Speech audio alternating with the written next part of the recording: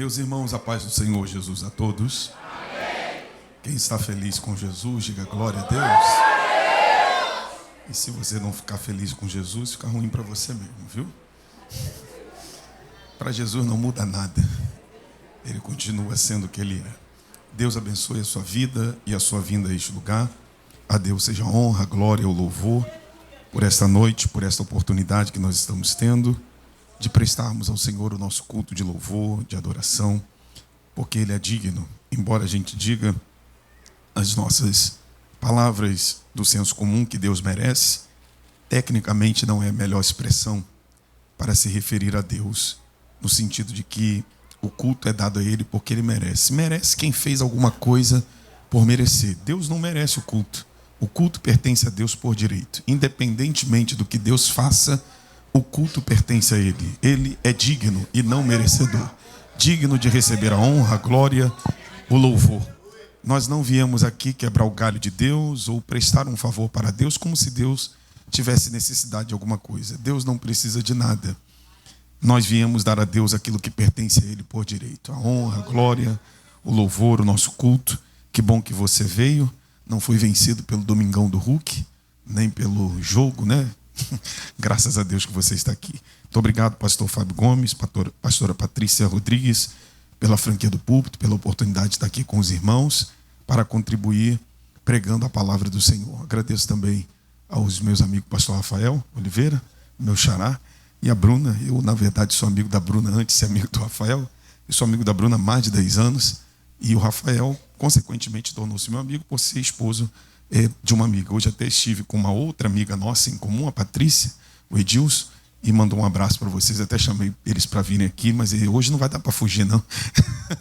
Porque hoje eles têm um compromisso lá na igreja deles. Deus abençoe a cada um dos irmãos. Eu quero convidá-los a abrir as vossas Bíblias, por favor. Da onde que eu tirei Evangelho? Segundo livro do profeta Samuel, capítulo de número 15. Segundo livro do profeta Samuel, capítulo de número 15.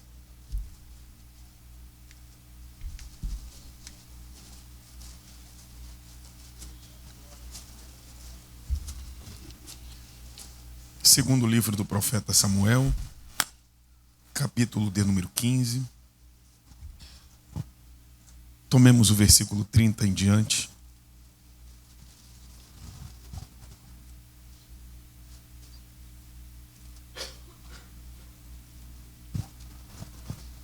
Segundo livro do profeta Samuel, capítulo de número 15, a partir do versículo de número 30. Os que acharam, por favor, digam: achei. Achei. E subiu Davi pela subida das oliveiras, subindo e chorando e com a cabeça coberta, e caminhava com os pés descalços. E todo o povo que ia com ele cobria cada um a sua cabeça, e subiam chorando sem cessar. Então fizeram saber a Davi, dizendo: também Aitofel está entre os que se conjuraram com Absalão. Pelo que disse Davi: ó Senhor, transtorna o conselho de Aitofel. E aconteceu que, chegando Davi ao cume, para adorar ali a Deus, eis que Uzai, o arquita, veio encontrar-se com ele, com vestido rasgado e terra sobre a cabeça. E disse-lhe Davi: se passares comigo, ser-me-ás pesado. Porém, se voltares para a cidade e disseres a Absalão: eu serei, ó rei, teu servo, como fui dantes servo de teu pai, assim agora serei teu servo. Dissipar-me-ás então o conselho de Aitofel. E não estão ali contigo Zadok e Abiatar sacerdotes? E será que todas as coisas que ouvires da casa do rei farás saber a Zadok e Abiatar sacerdotes? E eis que estão também ali com ele seus 2 filhos, Aimaas, filho de Zadok, e Jonatas, filho de Abiatar. Pela mão deles, aviso me mandareis de todas as coisas que ouvirdes. Uzai, pois, amigo de Davi, veio para a cidade, e Absalão entrou em Jerusalém. Os 4 primeiros versículos do capítulo 16 do segundo livro do profeta Samuel dizem assim: e passando Davi um pouco mais adiante do cume, eis que Ziba, o moço de Mefibosete, veio encontrar-se com ele, com um par de jumentos abordados, e sobre eles 200 pães com 100 cachos de passas, e 100 de frutas de verão, e um odre de vinho. E disse o rei a Ziba: que pretendes com isto?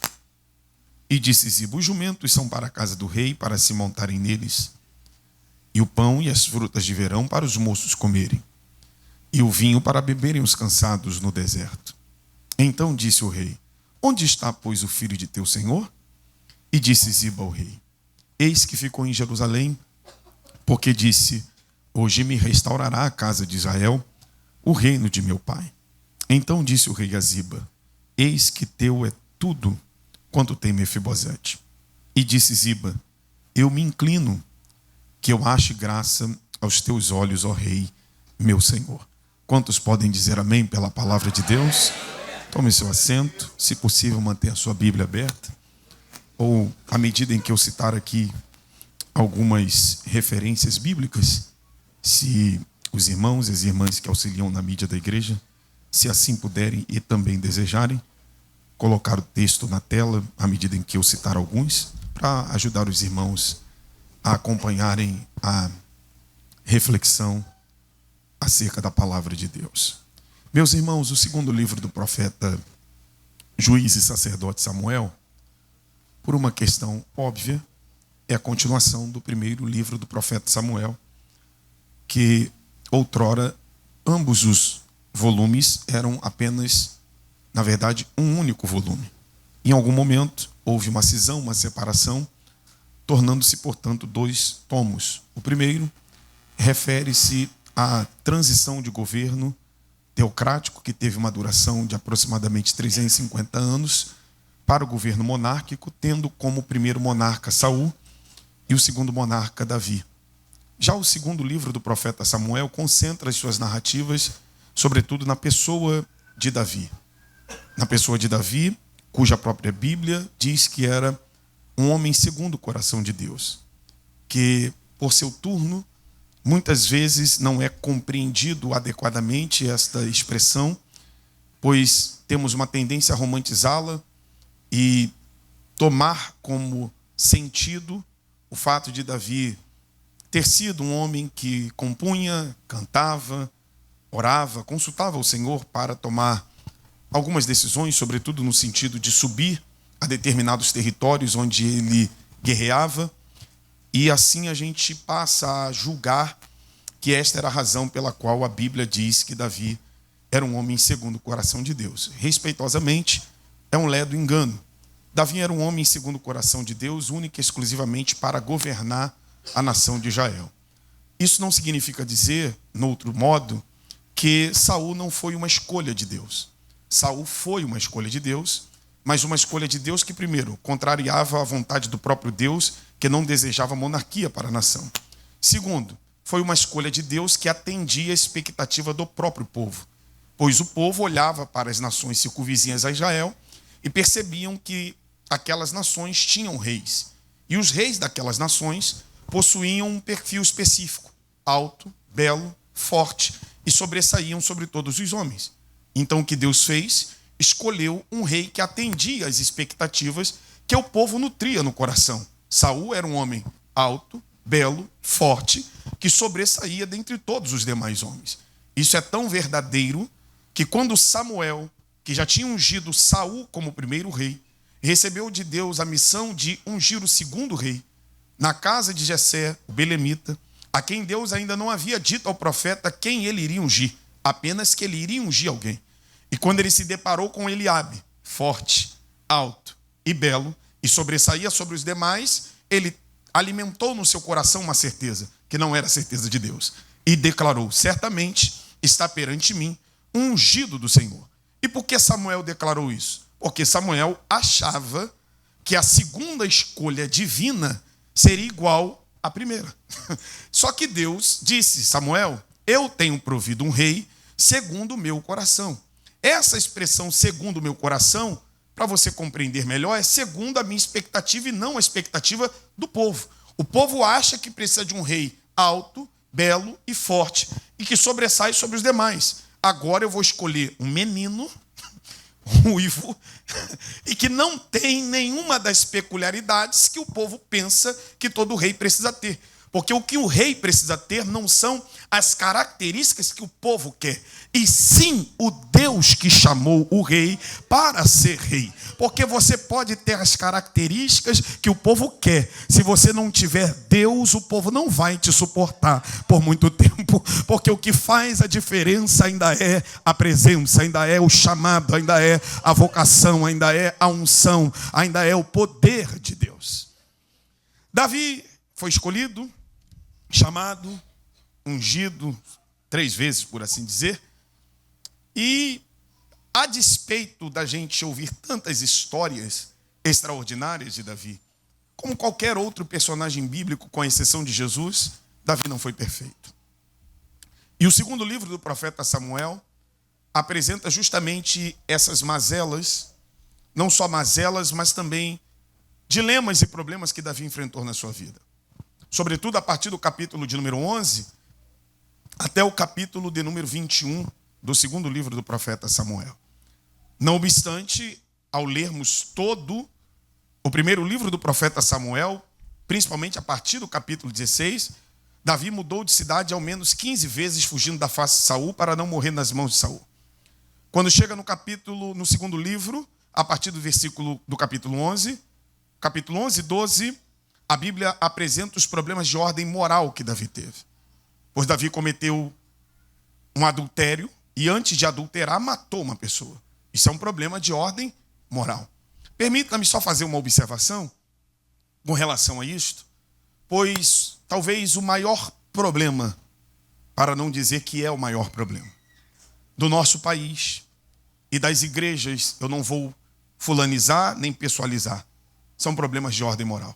Nunca se viu um tempo de tamanha crise moral no nosso país. Crise moral na política, crise moral no judiciário. Eu sou da área jurídica e, lamentavelmente, a gente não pode mais confiar no poder judiciário porque também se corrompeu. Todos os dias há uma notícia de juiz preso, de tribunal envolvido em corrupção. Quando nós olhamos para o aspecto religioso, lamento, também estamos vivendo uma crise moral. Pregadores que não são crentes, pregadores que têm várias mulheres, pregadores que usurpam a igreja, que roubam a igreja, que cobram valores imorais, abusivos, promíscuos, para pregarem, e nós os admiramos, veneramos, seguimos, bajulamos e até falamos que eles são as nossas referências. Quando, na verdade, a nossa referência deve sempre ser alguém que a gente conhece a vida para além de Jesus. A minha referência é o meu pastor, porque eu conheço ele. Ele não é perfeito. Eu não posso alimentar no meu coração que um influencer digital seja a minha referência. Eu não sei quem ele é. Tem pregador que a gente não sabe nem qual é a igreja dele. Tem pregador que nem congrega, ele coloca a agenda do mês e o mês tem 30 dias pregando. Quando ele congrega? Quando ele vai na escola bíblica dominical? Quando ele entrega dízimo? Quando ele oferta? Quando ele adora? Quando ele ouve o seu pastor? Quando ele é corrigido? Nem um dia. E um homem ou uma mulher que vive 30 dias fora de casa está vulnerável ao adultério. Ninguém aguenta ficar muito tempo longe da sua própria família. O diabo não brinca de ser diabo. As pessoas estão brincando. Eu passei boa parte da minha adolescência ouvindo o pastor Silas Lima Malafaia dizendo, porque foi lá os meus primeiros passos na Assembleia de Deus da Penha. Ele sempre dizia, enquanto evangelista que ele era, nunca fique fora de casa mais de 2 dias sem a sua esposa. Tem pregador que passa 15 dias fora de casa. E aí passa 1 ano, 2 anos, 3 anos, 5, 10, daqui a pouco vem a bomba. Tinha mãe, tinha 10 anos, tinha uma outra família, tinha um outro filho. Óbvio, não andava com a esposa, só viajava sozinho, só ficava. E eu não estou falando viajar sozinho 1 dia, 2 dias. Viajar sozinho 7 dias, 8 dias, 10 dias. Eu não fico fora de casa nem sequer 2 dias. No máximo, um sábado, domingo, na segunda volto. Ou vou domingo, volto na segunda. Tem gente que vai de segunda, não volta na terça, está num outro aeroporto na quarta, está num outro na quinta. Que que dia congrega, quando está com a família, quando o filho vê, quando a esposa o vê. Isso é problemático, isso é perigoso. Estamos vivendo um tempo de gente sem caráter. Compra e não paga, assume um compromisso e não vai, diz que perdeu o voo, mas é mentira. A crise é moral. Não só entre pregadores e cantores. A crise é moral até no meio pastoral. Pastores que não são íntegros, que roubam a igreja, que mentem a igreja, que vendem a igreja em ano eleitoral, que fazem negócio com o rebanho. Eu estou falando de modo geral, não estou falando dessa igreja. Agora percebam que todos nós estamos suscetíveis ou corremos esse risco. Não há um aqui entre nós que possa dizer: eu estou livre do problema moral. Nenhum de nós. Certa ocasião, Jesus Cristo traído, ainda melhor, vendido e não ainda traído, porque a traição, que foi a entrega, era um complemento da venda. Primeiro Judas vendeu, depois traiu com um beijo. Em outras palavras, a traição era a efetivação da venda e para Judas Jesus era quase que um produto. E mesmo assim, Jesus Cristo sentado à mesa da ceia, disse assim a todos: aquele que mete o bocado comigo no prato, há de me trair. Se eu perguntar, talvez alguém afoitamente vai responder erroneamente. Quem metia a mão no prato com Jesus? Alguém afoitamente diria Judas. Não apenas Judas, os 12. E por que Jesus não disse Judas? Para alertar os 12. Nenhum de vocês estão imunes de ser o traidor. Porque às vezes a gente se coloca na posição: eu não, eu sim. Eu não, eu também sou possível e passível do pecado, da queda e do erro. Então o que eu faço? Corre para o sangue de Jesus. Fica debaixo da nuvem, porque Ele ainda aguarda. E a minha palavra nessa noite para você é que no ano de 2026 o Senhor te esconda, o Senhor te guarda, o Senhor te proteja, que não haja escândalo, pastor Fábio, neste altar, neste ministério, entre os obreiros dessa igreja. Que Deus esconda os músicos, que Deus esconda as missionárias, as cantoras, as obreiras, porque nenhum de nós estamos imunes, e tudo que o diabo quer encontrar ocasião para trazer vergonha, mas maior é aquele que está em nós do que aquele que está contra nós. O Senhor do livramento está aqui nessa noite e Ele vai nos livrar do laço, do embaraço, de tudo preparado pelo adversário da nossa alma. Nós não cairemos nesse laço imoral que estão prepararam para José e Deus deu a ele graça para fugir. Prepararam para Daniel e Deus deu a ele graça para fugir. Estão preparando para você, mas a mão que livrou José, que livrou Daniel, te livrará também em 2026.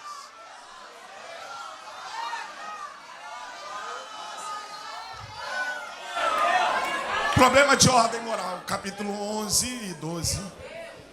Problemas de ordem familiar, capítulo 13, 14, 15, 16 e 17.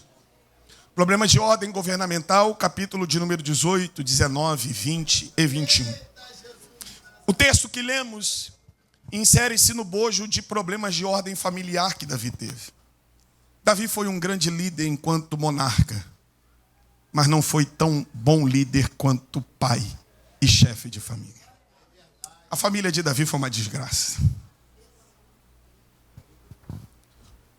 E o capítulo 15 narra uma das desgraças ocorridas na vida de Davi: a rebelião do seu próprio filho, Absalão. Que não começou no capítulo 15, começou no capítulo 13. Irmãos, tem um pouquinho só de paciência comigo. Eu disse à irmã Bruna, pastor, que eu tinha um rolo para entregar hoje aqui. E eu tenho mesmo. Porque ninguém se torna rebelde do dia para a noite. Rebeldia construída ao longo do tempo. E o problema é, às vezes, a gente não discernir os rebeldes. Aliás, nós confundimos o conceito de rebeldia. A gente acha que rebeldia é divisão de igreja apenas. Conceito de rebeldia bem propedêutico, bem básico. Todo pecado deliberado, cometido consciente, sabendo que é certo fazer e decidiu deliberadamente fazer o errado. Rebeldia. Está pensando que rebelde é só obreiro? Tem um monte de crente rebelde. Que sabe o que é para fazer e não fez. Mata todos! E o que Saul fez? Não matou. Rebelde. Sabia o que era para fazer e não fez. Só que essa rebeldia vai alcançando escalas. Primeiro não matou tudo. Daqui a pouco está levantando coluna. Saul. Daqui a pouco está consultando uma pintonisa. A rebeldia dele começou no capítulo 13. Quando a irmã dele, Tamar, filha também de Davi, junto com Maaca, foi violentada sexualmente por Aminon, também filho de Davi, porém com Ainoã. Quando Absalão recebeu a informação no capítulo 13, versículo de número 20, de que Tamar tinha sido violentada, presta atenção, porque aqui começa a rebeldia. Ele disse a Tamar, a Absalão, não se angustie o teu coração por isto. Agora, se você ler o versículo de número 23, o texto bíblico diz, versículo 22, que Absalão aborrecia a Aminon. Peraí, alguma coisa não está certa. Ele diz para a irmã, não te aborreças. E ao mesmo tempo ele fica aborrecido. Logo, a rebeldia começa quando a gente cria o hábito de falar para os outros fazerem aquilo que nós não estamos dispostos a fazer. E pasmem, o cinismo é que é terrível. Que ele ficou 2 anos, está no texto. 2 anos. Versículo 23. E aconteceu que passaram 2 anos. Se você voltar ao versículo 22, está escrito, não falava nem mal e nem bem. Permita-me só contemporaneizar sem ferir. Sentava no mesmo lugar, na mesma fileira, no mesmo púlpito, dava a paz do Senhor, cantava, tocava e fingia que nada estava acontecendo. Não falava nem mal e nem bem. E aí, como é que está, Absalão? Está tudo tranquilo, só vitória. E aí, estamos juntos, mas aqui cheio de ódio. Conta comigo, mas aqui cheio de ódio. Esperando apenas uma oportunidade para vingar o que simplesmente ele poderia ter feito. Chamar o irmão e falar, por que tu fizeste isso com a nossa irmã? Ao invés de você ficar guardando mágoa, chama a pessoa e diz. Ao invés de você mandar indireta no status, chama a pessoa e diga. Ao invés de você ficar colocando indiretinha nos stories do Instagram, chama, senta e conversa. Seja maduro, seja experiente. Para de ser menino. Não vou fingir que nada está acontecendo. Está acontecendo sim. E o céu sabe que está acontecendo. 2 anos. Depois de 2 anos, ele preparou uma festa de tosqueadores, traduzindo, festa para pastores. Pediu para que os seus servos enchessem Aminon de vinho. Ou seja, fragilizem Aminon. Pois o vinho deixa fragilizado, quem gosta de tomar, a minha sugestão é não beba. Pastor, faz bem para o coração. Não precisa tomar uma taça, não. Toma só um dedo e depois vai na lei seca para ver se você passa. É simples resolver esse problema. Porque tem gente que fica, não faz mal. Se não fizesse mal, a lei seca liberava para dirigir com meia taça. Se você gosta de tomar uma rama, não fique encontrando texto na Bíblia para justificar a tua inclinação ao alcoolismo.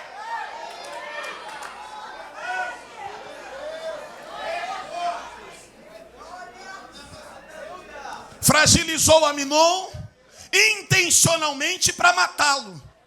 Pois há pessoas que têm esse mesmo perfil de Absalão. Eles esperam o nosso pior momento, ou provocam a nossa fragilização para pisar no nosso pescoço quando a gente já está caído e destruído. Eu vim aqui nessa noite dar uma palavra.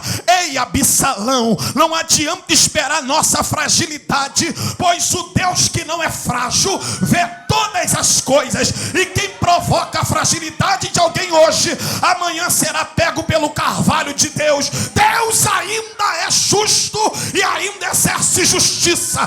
Eu vim nesta noite com uma palavra: rebelde não prosperará neste ministério, pois o Deus que pegou Absalão pelo cabelo vai pegar também aqui nesta casa, porque Ele é o Deus desse ministério, é o Deus dessa arraial, é o Deus dessa casa, é o Deus do pastor, é o Deus da pastora. Deus ainda vê.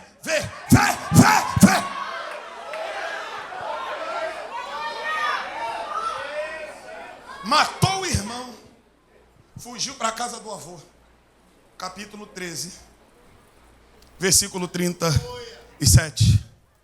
Qual era o nome do avô? Talmai. Rei de onde? De Gesur. Ficou quanto tempo lá? 3 anos. E o avô não perguntou nada. E o avô não questionou porque ele estava lá. Eu sou de um tempo, irmão, estou 40 anos, né? De uma criação que a gente não podia chegar com a bala Juquinha. Só quem tem mais de 30 sabe disso. Você chegava com a bala Juquinha em casa. Quem deu? Eu comprei. Com qual dinheiro? É que eu tinha. Tinha não, você não trabalha. Não, é porque o tio me deu, porque eu pedi a ele. Não te ensinei a pedir nada a ninguém. Volta lá e devolve. Já estava quase abrindo a bala. A boca já com baba de desejo pela bala. Volta. Se a gente chegava depois do horário, a mamãe bradava: que horas são essas? Hoje, meu pastor, permita-me, só para contextualizar aqui, para o pessoal entender bem. Aí o protótipo de genro chega, pastora, senta no sofá, vai para dentro do quarto com a namorada, e o pai e a mãe estão vendo televisão. A bonita chega 2 horas da madrugada. Estava onde? Estava com meu namorado. Namorado não, estava com o marido. Marido. Porque quem namora não chega de madrugada. Está aqui minha esposa, que foi minha namorada. Pergunta ela qual foi o dia que eu dormi na casa do pai dela. Meu sogro não dava mole. Quando chegava um dado horário, meu sogro vinha por detrás de mim, por detrás dela, sem eu perceber, esticava o pulsão dele e batia no pulso. Como quem diz: Adriana, está na hora dele meter o pé. Hoje em dia os meninos são abusados. Chega, toma controle, quer mandar na casa, entra dentro do quarto, tranca a porta. Ainda tem filha que diz pro senhor e pra senhora entrar aqui, tem que bater para não comprometer minha intimidade. Meu irmão, quando a gente trancava a porta, o espírito do Highlander entrava na mamãe e ela já vinha: abre ou eu chuto, abre ou eu chuto, abre ou eu chuto. Era assim que funcionava. As mães de hoje querem ficar fazendo papel de bobinha, de bobo.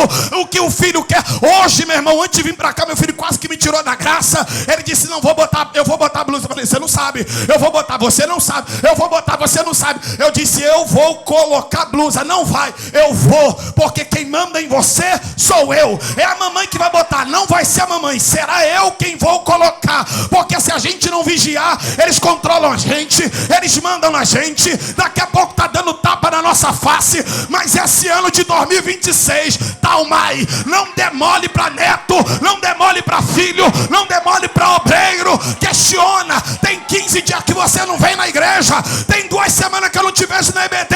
Onde você está?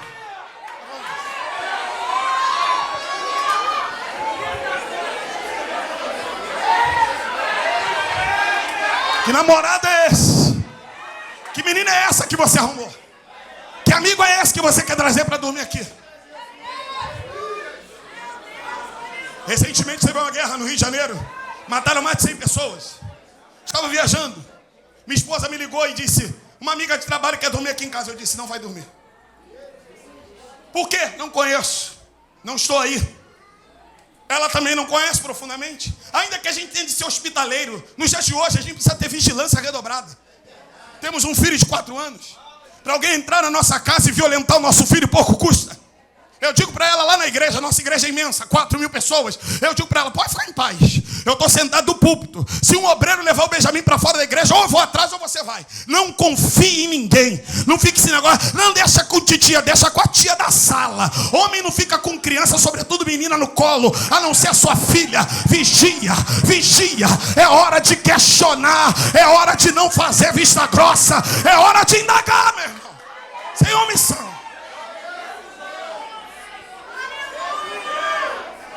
Não perca a conta do tempo. 2 anos aborrecido. 3 anos na casa do vovô. Capítulo 14. Depois de 3 anos ele voltou. Porque Davi pediu. Só que Davi era estranho, irmão.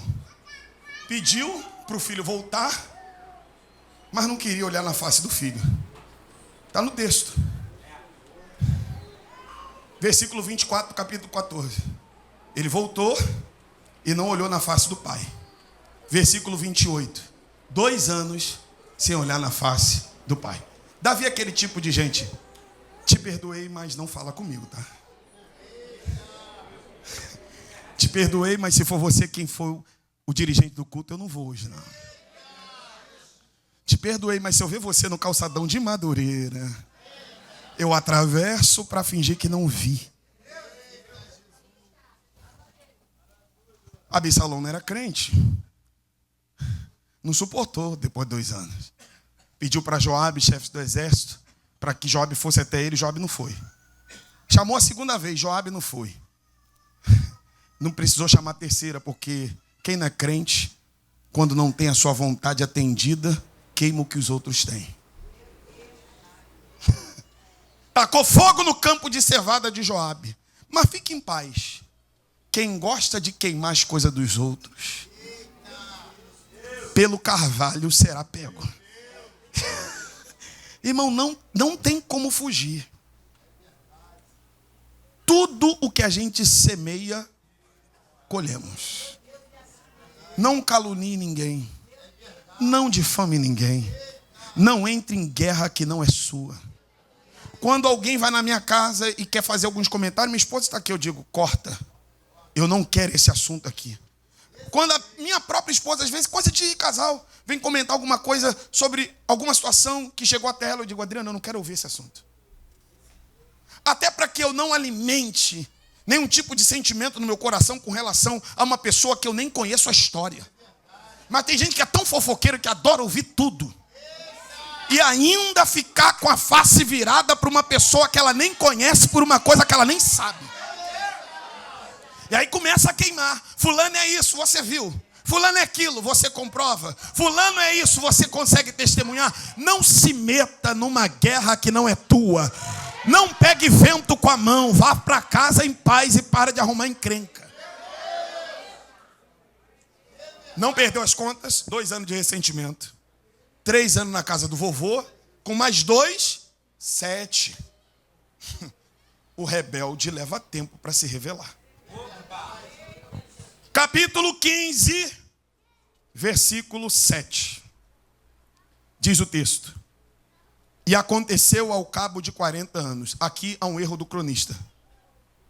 Não é um erro do autor, erro do cronista. Por isso que a Nova Almeida atualizada já não traz a expressão 40 anos, e sim ao cabo de 4 anos. Isso é o certo. 7 com mais 4. Quanto tempo demorou para o rebelde se revelar? E você conheceu a pessoa ontem e está dizendo, miga. Calma. Calma. Não, mano, tamo junto. Conversa para boi dormir, irmão. Esse negócio de estar junto é depois de alguns anos. Depois de algumas lutas, depois de algumas lágrimas. Eu sei quem são meus amigos. Eu sei para quem eu posso ligar no meu dia mal e vai me ouvir, vai me corrigir, vai me ajudar. E eu sei quem não é meu amigo. Eu sei quem é só amigo de púlpito, de igreja, amigo só para comer hambúrguer depois do culto.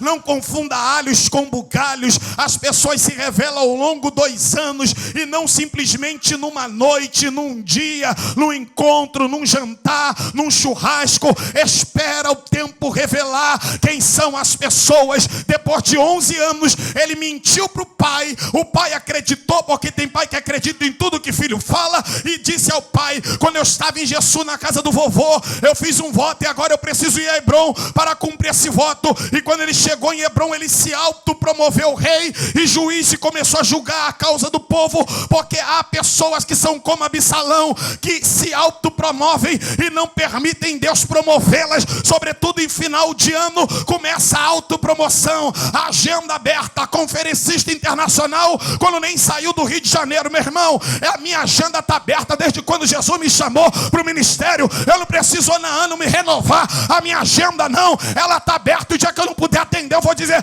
não posso atender. Foi pregar, tem que postar. Foi cantar, tem que postar. Foi pregar, se 5 se converteu, tem que declarar: você não salva ninguém, eu não batizo ninguém no Espírito Santo, eu não levanto ninguém.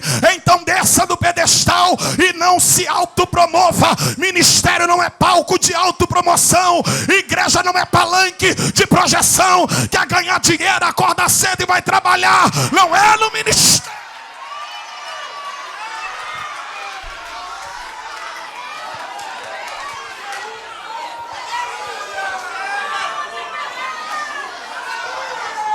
Não, eu não estou dizendo que um obreiro não pode servir em tempo integral à igreja. O que eu estou dizendo é que hoje tem os malandros. Já descobriram que é melhor ganhar oferta do que trabalhar, pastora. Se a gente botar por baixo R$400 de oferta em cada igreja, pregando 20 vezes no mês, eles pregam 30, 35, 40. Irmão, você faz faculdade, faz pós-graduação, você não ganha 7, 8 mil reais.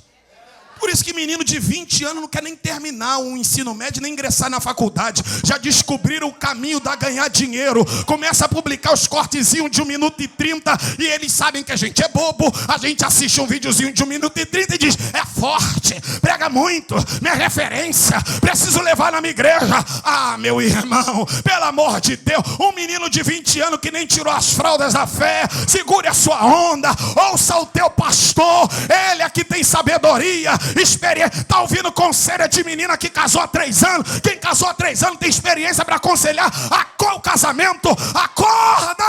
Este ano é ano de não ter autopromoção, mas se submeter à promoção de Deus.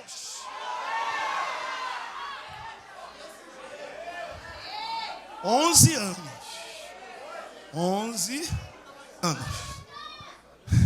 Quantos anos? Quantos anos? Para ele se revelar rebelde. Mas como começou a rebeldia contra o pai? Eu não caminhei em vão.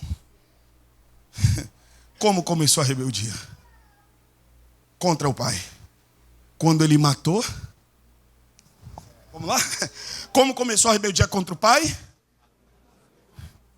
Quando começou a rebeldia contra o pai? Maravilha. É assim mesmo que a gente conhece as pessoas. A forma, o modo, a maneira como tratamos os irmãos revela o nível de comprometimento que temos com o Pai. Quem não consegue tratar bem irmãos com educação, com respeito, não pode dizer que é vaso, que está cheio, que está tomado de Deus, está tomado de demônios. Aleluia. Quem está tomado pode até ficar irritado, irado, falar às vezes que não deve. Agora, meu irmão, matar, preparar laço, perseguir, difamar, ligar para falar mal, isso é coisa de gente que não tem Deus na vida. Mas eu vim aqui nessa noite dizer a essa igreja pentecostal: nós não somos pentecostais porque rodamos, porque pulamos, porque saltamos, porque profetizamos. Ah, tem muita irmã dizendo que é cheia porque roda, marcha, entrega profecia. Demonstre que tu é cheio, amando ao próximo que você vê. Porque se você diz que ama a Deus que não vê e odeia o seu irmão que vê, você é mentiroso. Não adianta profetizar aqui e na cantina falar: não vou com a cara dela, não vou com a cara dele. Aceita Jesus no final do culto.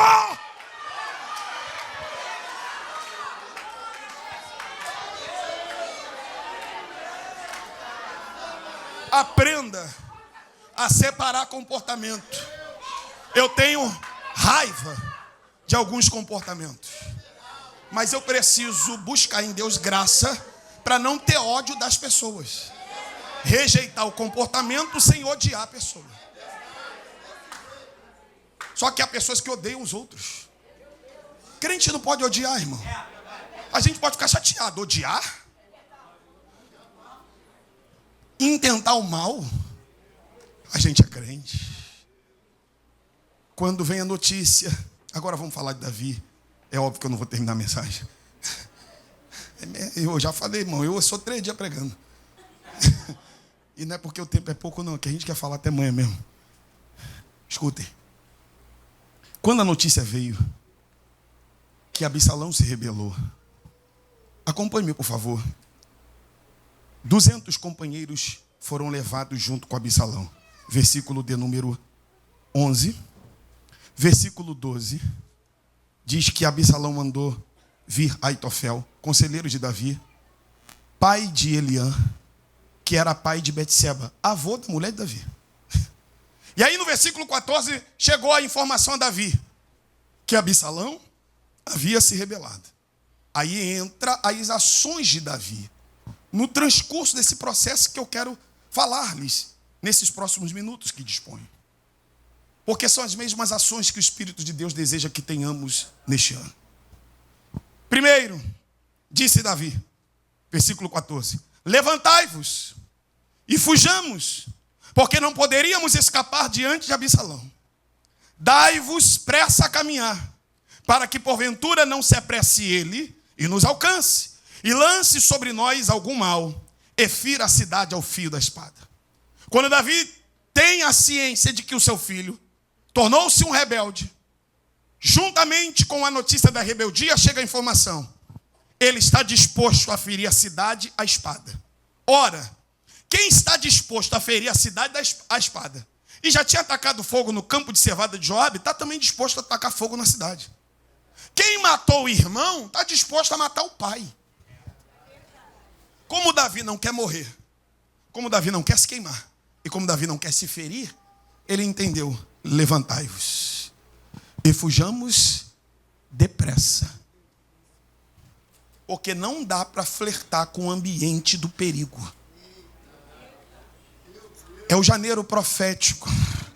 E o Senhor me trouxe aqui para dizer que há pessoas, pastor Fábio, que estão inseridas em ambientes arriscados, em situações de vulnerabilidade. E Deus me trouxe aqui para lhe entregar uma palavra: ou você foge desses ambientes, ou você vai acabar se ferindo, ou você vai acabar queimado, ou você vai acabar morto. E deixa eu explicar melhor: as tuas emoções vão acabar sendo feridas se você permanecer no meio desses relacionamentos. O teu testemunho será queimado se você continuar andando com quem você está andando. E deixa eu dar um alerta, sobretudo a nós obreiros: vigiemos para que a nossa vida espiritual não morra, nosso ministério não morra, e a gente não mate a igreja junto com as alianças que vão tentar serem oferecidas a nós em ano eleitoral de 2026. A palavra do Eterno é: foge depressa. Eu não vou deixar você se embaraçar em lugares que podem te matar, em lugares que podem te ferir, em lugares que podem te queimar. Ei, Davi, o Deus que te ungiu em Belém não te ungiu para morrer queimado, não te ungiu para morrer ferido, e não te ungiu para morrer na mão de um rebelde. Tenha coragem de romper com lugares e com pessoas. Naquele tempo era necessário romper com Jerusalém e romper com as pessoas de Jerusalém. O Eterno está lhe dizendo: acredite nessa palavra, rompa com pessoas. Cancele o contato da tua agenda telefônica, bloqueie no Instagram, saia desse grupo do WhatsApp, não aceite esse jantar, não pegue essa carona, acaba com esse namoro ainda enquanto há tempo, para você não sofrer no casamento. Ei, rompe-os.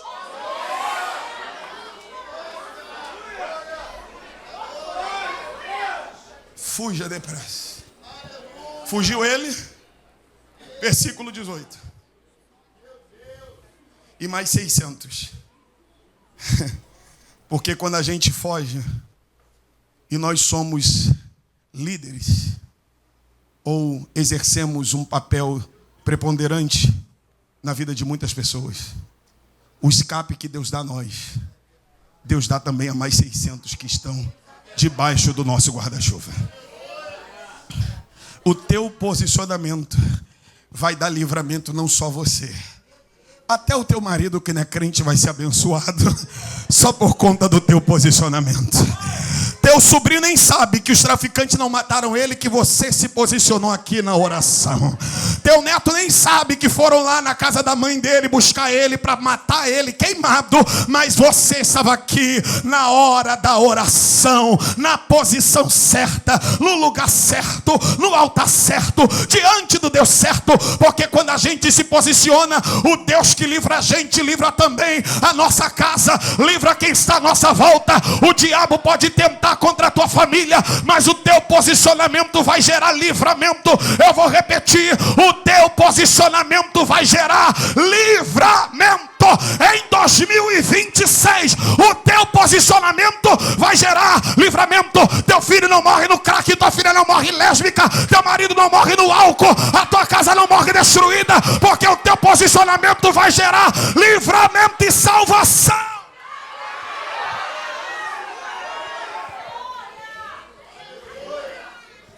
À medida em que ele fugia, versículo 24 e 25. Entre os 600 estava Zadok e Abiatar sacerdotes. Davi é crente, não perfeito, mas é crente. Ele olha e diz: voltem. Quem? Zadok e Abiatar. Por quê? Porque eles estão aqui com a arca. A arca não é minha, a arca é do povo. Líder não coloca a sua vida em primeiro lugar, é o povo. Ah, pastor, eu não quero atender ninguém. Tem dia que não dá mesmo. Agora, se você não quer atender ninguém, entrega a credencial. Se você não quer ficar depois do culto para apagar a luz, para ver se o ar-condicionado foi desligado, vá para casa de praia, balançar na rede. Aqui é para servir o povo mesmo. É para fazer visita no lar quando o pastor chamar e pedir. É para levar a cesta básica, é para levar a ceia. Não é só para a gente vir de terno e gravata, sentar, tirar foto, aparecer, tive lá nos 12 dias, não. É para servir ao povo. É para dar carona à irmã com 80 anos que não tem condições de vir, nem de Uber e nem a pé. Mas no meu carro não dá, dá sim, dá uma apertadinha nesse garotinho de 5 anos que dá para levar sim. Para de bobeira. É só daqui a 2 ruas. É melhor fazer isso do que deixar uma senhora de 80 anos cair na esquina à noite depois de 9 horas da noite. Pelo amor de Deus, né, meu irmão? A arca é do povo, então coloca o povo em prioridade para servir. A gente não está aqui com respeito para sermos vistos. Estamos aqui para servir ao povo, servindo a Deus, servindo a Deus, servindo ao povo. Quem diz que serve a Deus, serve ao povo. Quem serve ao povo, serve a Deus. Quem me trouxe água não está só me servindo, está servindo a Deus. Quem canta, está servindo a Deus, mas está servindo a igreja. Quem oferta, serve a Deus, mas serve a igreja. Tudo que a gente faz no reino é para Deus, mas também é para o povo. Quem acredita nessa palavra, levante a sua mão e adore aos... Caminho para encerrar a minha palavra. Que Davi disse assim: se eu achar graça, versículo 25 do capítulo 15, aos olhos do Senhor, eu voltarei e verei a habitação desta arca outra vez. Isso é maravilhoso. Porque Davi está indo embora, não porque ele quer, porque a gente não faz só o que a gente quer, irmão. Eu falo lá em casa quase que sempre isso: irmão, se a gente só fizer o que a gente quer, não dá para fazer só o que a gente quer. Ele não queria ir embora. Ir embora era uma indispensabilidade para a sobrevivência. Tem coisa que a gente faz para sobreviver. Tem coisa que a gente faz para dar certo. Tem coisa que a gente faz contra a nossa vontade para evitar determinadas situações. A gente não só faz o que quer. Ele estava indo embora porque era necessário. Mas ele não perdeu a convicção de que quem tinha o controle da vida dele não era Absalão. Por isso ele disse: se eu achar graça, eu vou voltar.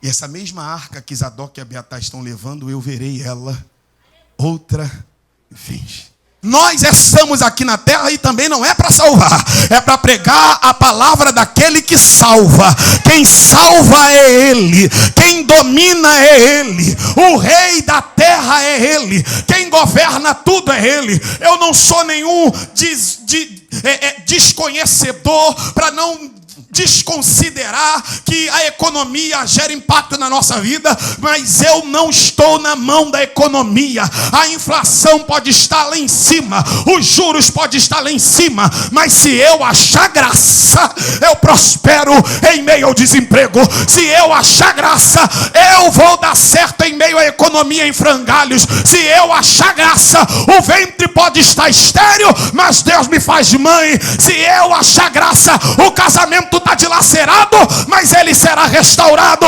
Se eu achar graça, a porta está fechada, mas Deus abre. Se eu achar graça, só tem uma vaga no concurso e essa vaga é minha, para a glória de Deus. Se eu achar graça, o câncer está em estágio terminal, já fez 20 sessões de quimioterapia, 10 de radioterapia, e o médico disse que não passa de 3 meses, já tem 5 anos e está de pé, porque achou graça.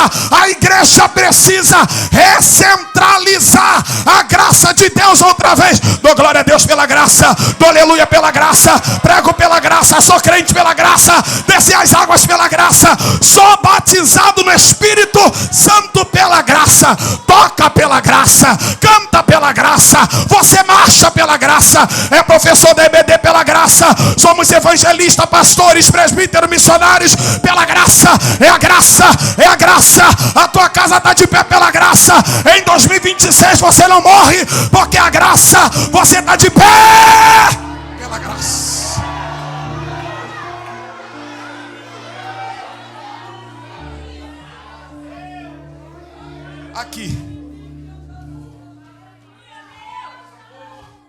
Aqui não tem meritocracia. Meritocracia é no modo de produção capitalista. Meritocracia é na tua empresa. Por isso que quando alguém aqui for ordenado, eu sei que é comum. Parabéns, você merece. O que você merece é o inferno, e eu também. Aqui a gente não merece nada.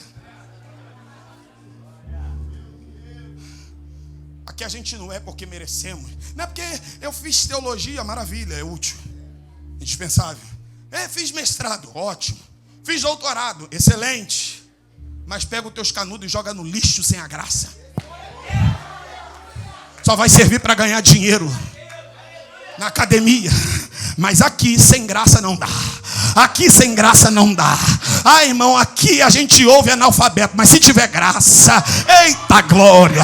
Aí vem um engomadinho doutor falando grego, aramaico, hebraico, sem graça. A gente dá uma olhada e diz, fala muito bem, tem muito conhecimento, mas só não vi Jesus aí.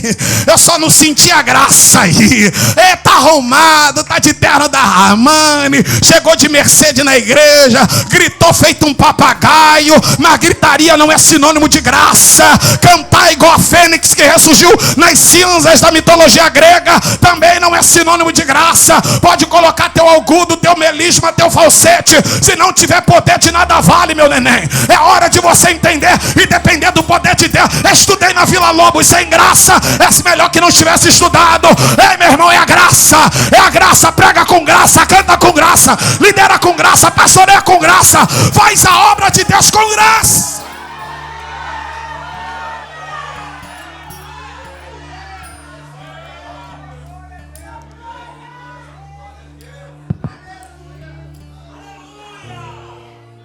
Aí o versículo 30 diz, acrescento eu só para contextualizar, e subia Davi pela subida das oliveiras, pela graça do versículo 25. E como é que ele subia? Cabeça coberta, pés descalços, terra sobre o corpo. O que houve, irmão Davi? Está de luto? Tô. Quem morreu? Ninguém. Mas o que aconteceu para o irmão estar cabeça coberta, pés descalços, terra sobre o corpo? É porque se o meu filho Absalão me ver, ele vai me matar. É como se ele tivesse escapado por entre os meus dedos. eu nunca mais vou ver meu filho. Esse é o motivo de eu estar com essa aparência de luto. E o que você vai fazer? Rivotril? Gadernal? Lexotan? Terapia, irmão Davi? É muito importante, mas tem hora... Está no texto. E subia Davi pela subida das oliveiras. Porque se você depender do contexto para caminhar, você vai morrer parado. É porque eu perdi meu filho. Eu entendo o motivo do seu choro. Eu entendo o motivo do seu luto. E Deus me livre de desconsiderar a dor da perda de um filho. Eu perdi o meu irmão dia 26 de março de 2024. Eu vivo com uma mãe lutada. Eu tenho uma ideia aproximada do que é isso. Mas quem morre é quem vai. A gente ficou vivo. E quem ficou vivo não dá para ficar parado nem trancado permanentemente. Eu vim lhes dizer que neste ano de 2026 você não vai ficar parado. Absalão te traiu, levou 200 companheiros, levou Aitofel, o avô da tua esposa, levou tanta gente. A espada da traição está atravessada na tua alma. Você foi traída pelo marido, foi traída pelo amigo, foi traído pelo colega, foi vendido pelo colega de ministério. E Deus te trouxe aqui nessa noite para dizer: para de tentar justificar o motivo do teu violão estar na capa até hoje. Pega esse violão, tira da capa e volta a tocar. Pega a Bíblia da estante empoeirada e volte a pregar. Pegue o papel e a caneta e volte a compor. Pegue a salinha das crianças e volte a cooperar. Para de ficar dizendo pro pastor: eu quero ficar no meu canto, estou precisando ser tratada. É tratada na obra, minha filha. Vai caminhando e Deus te trata. Vai caminhando e Deus te ajuda. Vai caminhando e Deus te renova. Vai caminhando e Deus te levanta. Caminha, chorando caminha, traído caminha, perseguido vai caminhando, vai caminhando, chorando vai, caído vai, se arrastando vai. Jesus, ou melhor, Deus tocou na coxa de Jacó e está no texto. E ele ia andando, mancando, mas ia, vai se arrastando, vai de gatinho, vai de cócora, dá o teu jeito, vai de bike, vai de Uber, vai a pé, vai de BRT, vai de trem, vai de ônibus, dá o teu jeito, mas vai.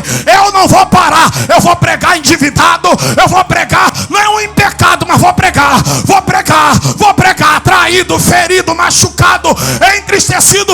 Eu não vou parar. O diabo não vai me calar, o diabo não calará os senhores, o diabo não vai parar nossa chamada. 2026, a gente marcha, a gente avança, a gente prossegue. Teu ministério vai andar, tua casa vai andar, tua empresa vai andar, tua família vai andar, teus negócios vão andar.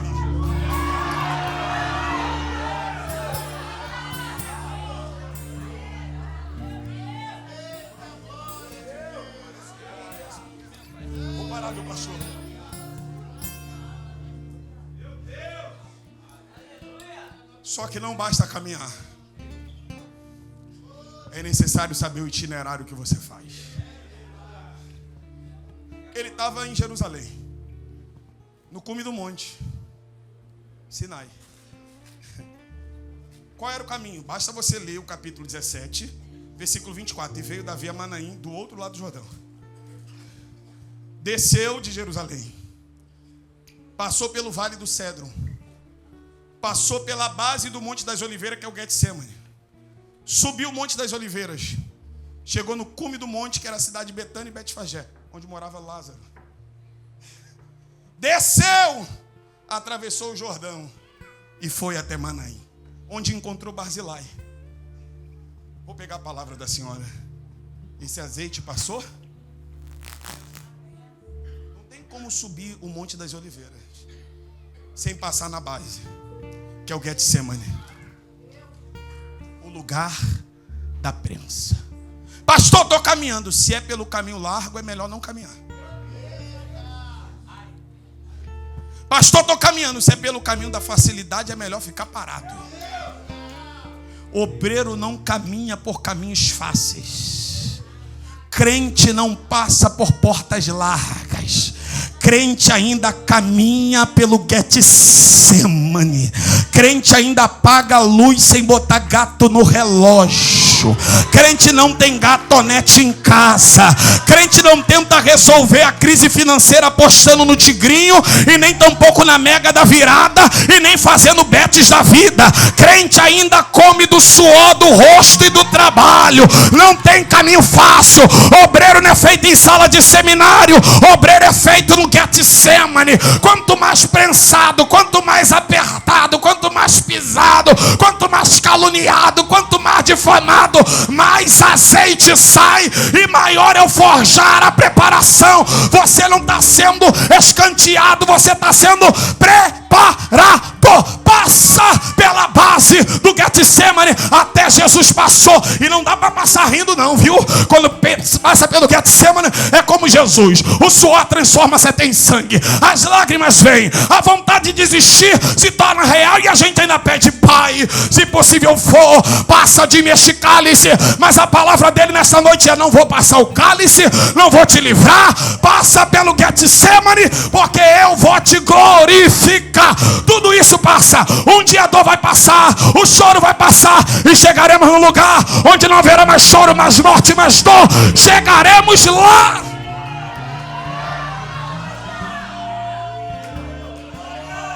Aleluia.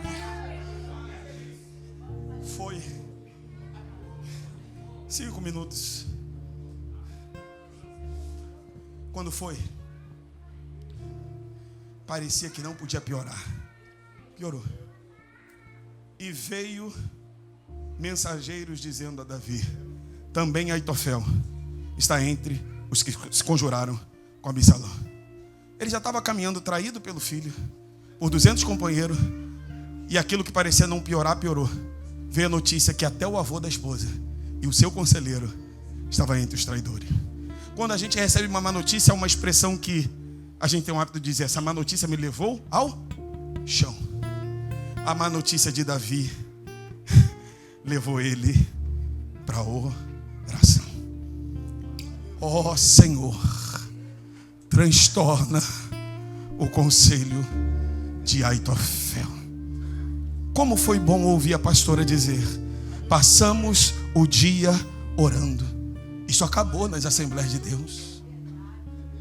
A gente vai para o ciclo de oração e as pessoas não oram. A gente senta, cruza as pernas, tira foto dos pés, olha para Mary Kay, conversa, bate papo, mas a gente não ora mais. Se chamar a gente para o cinema, a gente vai. Se chamar para a churrascaria, a gente vai. Se chamar para uma saída, a gente vai. Agora, se for para oração, um menino de 20 anos acorda às 7h30 da manhã, puxa ferro na academia, mas você não fica 30 minutos de joelho. Tu és um preguiçoso espiritual. A bonita caminha, tenta que a perna ficar grossa, mas quando é para dobrar o joelho, não consigo, pastor. Na praia você consegue, né? Para ficar com marquinha no corpo, mas nessa noite ele está lhe dizendo: é hora de voltar para a oração, é hora de voltar para o clamor, é hora de voltar para a busca, é hora de dobrar joelho outra vez, é hora de suplicar. Eu preciso de Deus. E eu vim declarar que essa noite é noite de resposta para quem ora, é noite de resposta para quem clama, é noite de resposta. É profético, fica de pé porque é profético. Ele ora. Eu estou falando com propriedade. Não é profético porque eu quero, eu estou no texto. Eu botei a Bíblia ali porque a hora já foi, mas eu estou no texto. E veio ao cume do monte, que eu disse há pouco, cidade de Betânia e Betfagé. Quando ele veio ao cume do monte, diz o texto, e adorou ali a Deus. Em outras palavras, ele foi para o culto. Ele foi traído, ferido. Ele orou e foi para o culto. E não só foi para o culto, parece até que ele era assembleiano. Porque Paulo Leiva Macalão disse que os mais belos hinos e poesias foram escritos em tempo de tribulação. Aí o irmão Davi no culto: traz o papiro, traz a pena. O que houve, irmão Davi? Desceu uma composição agora. Qual é o hino? Salmo 3. Ó Senhor, muitos são os meus adversários, muitos são os meus inimigos. Muitos dizem da minha alma: não há salvação para ele em Deus. Mas tu és a minha rocha, o meu escudo e o que exalta a minha cabeça. Com a minha voz clamei ao Senhor e ele me ouviu do seu santo monte. Aí ele desconstrói ciência, psicologia, psiquiatria, psicoterapia, porque ele diz: deitei dormir como, irmão? Não fez terapia, não tomou Lexotan, não tomou Gadernal, não tomou maracujá. O que é que você fez? Só orei. Quem ora dorme, quem ora tem paz, quem ora tem sossego, quem ora consegue vencer, quem ora dorme, quem ora descansa. Eu vim nessa noite declarar: 2026 não vai ter fantasma, não vai ter demônio, não vai ter diabo, ninguém vai perturbar o teu sono, porque a oração vai reinar na tua casa, o clamor vai voltar no teu lar, o altar da oração será erguido lá e ele vai trazer paz. Você vai dormir, vai até babar, vai sonhar e vai acordar em paz, porque o Senhor te faz repousar em segurança. Aí enquanto ele está cantando, quem chega? Usar. E aqui, ó, terra sobre a cabeça, cabeça coberta, pé descalço. Davi diz: é minha resposta. Ah, se você tivesse ligado. No lugar do culto foi também o lugar da resposta. Ele orou dizendo: Senhor, transforma o conselho de Aitofel. Quando Uzai chega, ele diz: se você atravessar comigo o Jordão vai ser pesado, mas se você voltar, você vai ser o instrumento de Deus para dissipar o conselho de Aitofel. Quem era Uzai? A resposta de Deus para Davi. Agora pasme, que a resposta vem com cabeça coberta, terra sobre a cabeça, pé descalço. Se você está esperando resposta com a Dudalina, vai se desconstruindo, porque às vezes ela vem com aparência de derrota, mas o Deus que dá aparente derrota hoje, amanhã vai ser um homem honrado, uma família honrada, o homem que vai te honrar. Não estão contigo. Eu não podia ir embora sem isso. Sadoc, não se ofenda, minha pastora, e Abiatar,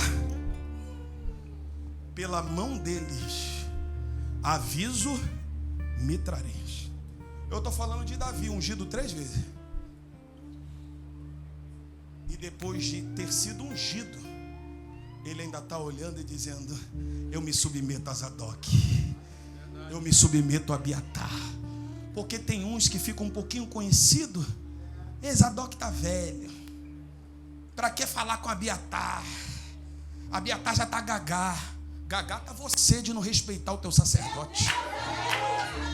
Tem coisa que Deus nos traz pelas mãos dos nossos líderes. Eu digo lá em casa, minha esposa Adriana, eu e você estamos vivendo um milagre há 5 anos. Nós tínhamos uma empresa, éramos donos de escola. A pandemia acabou com tudo.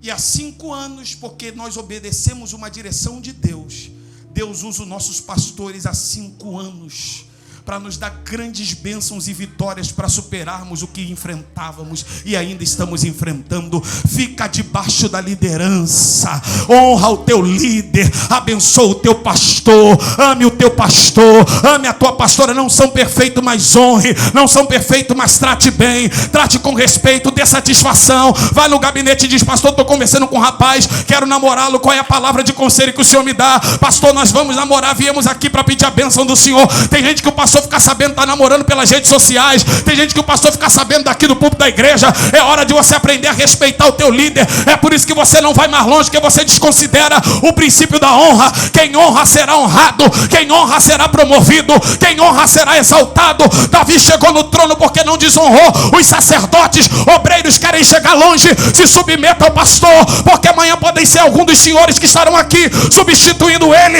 Então honra, então ajuda, coopera, estenda a mão, seja o último a sair. O senhor precisa de quê? Que alguém ajude. O senhor precisa que alguém leve a sua esposa em casa. O senhor está sem carro, está aqui o meu à sua disposição. Agora tem obreiro que não quer saber do pastor, não quer saber da família do pastor, ou quer saber do pastor e desonra a família dele. Quem honra o pastor, honra a esposa, honra os filhos, honra os netos, honra a casa dele.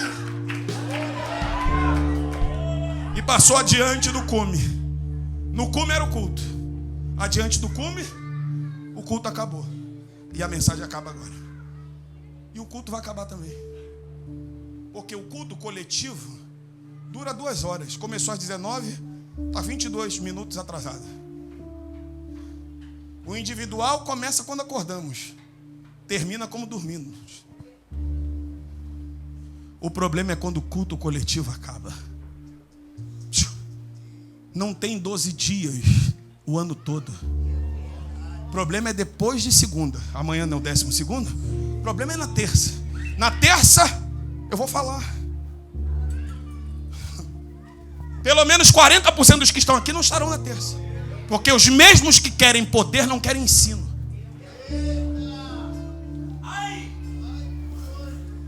Quero ver estar na EBD no próximo domingo. Ah, mas janeiro profético, eu quero bênção para esse ano. E ensino não quer? E aprendizado não quer? Quando o culto acaba, quem aparece? Ziba. E aí, com vinho, pães, frutas, e Davi inocente pergunta: para que é isto? O que pretende com isto? E Ziba terrível diz: é para ti, ó rei, meu senhor. E onde ficou Mefibosete? Quando ele mente, ele revela quem ele era. Ficou lá porque o reino lhe será restaurado. Em outras palavras, está junto com Absalão. Quando ele mente, ele representa o diabo. Porque quem mente se parece com o diabo. E eu disse que aqui encerraria a mensagem de fato. Porque a figura maligna aparece quando o culto acaba. Porque nesse culto, se ele chegar, ele é queimado. De tanto fogo e poder de Deus que tem aqui. Mas escute o que eu vou lhe dizer. Eu não estou brincando de profecia. Depois que a gente passar daquela porta de vidro para lá, vai ter uma personagem, um personagem, isso mesmo, no feminino e no masculino. Porque às vezes o que o diabo coloca na nossa frente é uma personagem para tentar acabar com a nossa vida. E a personagem vem com pães, vem com frutas, vem com odre de vinho, vem com tudo aquilo que a gente precisa nesse deserto que nós estamos atravessando. Mas a palavra final desta noite e dessa mensagem é: fica sem o pão, fica sem o vinho, fica sem as frutas e guarde o que Deus te deu no cume do monte. Eu não vou perder os 12 dias que eu vim por conta de passas, de frutas e de vinho. Você não pode perder 12 mensagens só porque um político está te oferecendo um cargo fantasma. Manda ele pegar o cargo fantasma e colocar no bolso dele. Fica com Deus, aguarda em Deus, espera no Senhor. Ele ainda é quem nos sustenta, Ele ainda é quem cuida de nós, Ele ainda é o Deus da provisão e da providência. Ele vai cuidar de você. Queremos orar por você que lamentavelmente aceitou os pães, aceitou as passas, aceitou o vinho, aceitou as propostas do inimigo. E hoje está afastado dos caminhos do Senhor. Há 5 anos, há 10, há 15. E a ordem de Deus é: volta para o cume do culto. Larga as passas. Larga o vinho. Larga os pães, larga as frutas. E pega de volta tudo aquilo que Deus já te deu um dia. Se você está distante da comunhão com Cristo, da igreja, com a igreja de Cristo, quer voltar a presença dele nesta noite, levante uma de suas mãos que nós queremos orar por você. Ao levantar das suas mãos, você vai estar declarando: pastor, estou afastado, quero voltar à comunhão com Cristo, da igreja, com a igreja de Cristo. Se você está entre nós e não é cristão, mas deseja entregar a vida a Jesus nessa noite, você também pode levantar uma de suas mãos e confessar Jesus como seu Senhor e Salvador. Sozinho você não larga os pães, sozinho você não larga as passas, sozinho você não larga o vinho. E eu não estou falando literalidade não, eu estou falando por parábolas, para não dizer sozinho você não larga a cocaína, sozinho você não larga a maconha, sozinho você não larga a jogatina, sozinho você não larga a amante. Mas quando você abraça o que Deus te entrega no culto, quando você abraça a oportunidade que Ele te dá no culto, Ele quebra as cadeias, Ele quebra os grilhões e faz de você uma nova criatura e glorifica o nome dEle através da sua vida. Há entre nós alguém que queira voltar à comunhão com Jesus ou entregar a vida ao Senhor, seja na galeria, seja aqui na nave da igreja. Se você deseja, levante uma das suas mãos que nós iremos orar por você. Parece que não há ninguém. Curve a sua cabeça, eu oro e entrego o microfone a quem de direito. Nosso Deus e Pai, obrigado, Jesus, porque Tu tens falado conosco pela Tua palavra. Tu sabes, Senhor, que essa igreja precisava ouvir esta palavra. Tu sabes, Senhor, que essa igreja necessitava ouvir. Há coisas que Nem os obreiros dessa igreja têm noção do que o Senhor tem falado a corações aqui. Mas o Senhor é o Deus que tudo sabe, que tudo vê, que tudo conhece. E nós queremos, Senhor, te louvar por isso, porque o Senhor tem alcançado as nossas vidas. E nós queremos te pedir que a tua palavra tenha encontrado guarida em nossos corações. E ao seu tempo ela possa frutificar e glorificar o teu nome por meio de ações práticas perpetradas por meio das nossas vidas e também nas nossas vidas. Te louvo, Senhor, pela vida do pastor Fábio, da pastora Patrícia, pela sensibilidade espiritual de entender que a tua igreja precisava ouvir essa palavra. Continua guardando o teu povo, além, Senhor, desse 11º dia, amanhã e todos os dias desse ano de 2026, que seja um ano em que coloquemos em prática cada uma das sementes da tua palavra plantada em nossos corações, em cada dia, por meio de cada pregador. É o que nós oramos agradecido no nome de Jesus, teu filho amado que vive e reina para todos sempre. A igreja que concorda pode dizer amém. Você pode aplaudir o Deus da palavra e a palavra de Deus. Muito obrigado.